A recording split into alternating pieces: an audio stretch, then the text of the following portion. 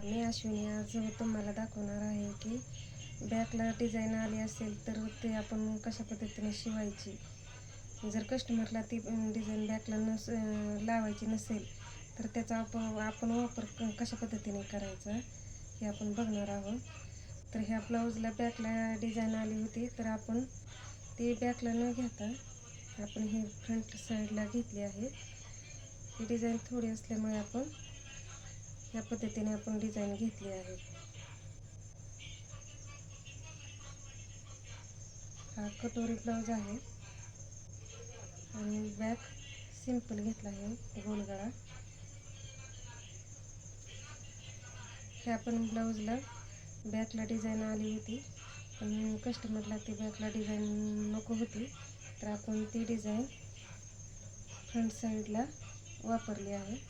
तर आपण बघू शकतो कशा पद्धतीने आपण त्याचा वापर केला आहे. हा कटोरी ब्लाऊज आहे आणि हे एकाच कस्टमरचे 2 ब्लाऊज आहेत, गोल्डन कलरचे. 44 साईजचे आहेत.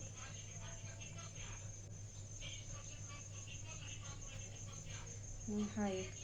ह्या ब्लाऊजचे कापड 76च होते. ह्या ब्लाऊजला मी जोड देऊन हे ब्लाऊज शिवले आहेत. तर ह्या ब्लाऊजची फिनिशिंग तुम्हाला कशी वाटली?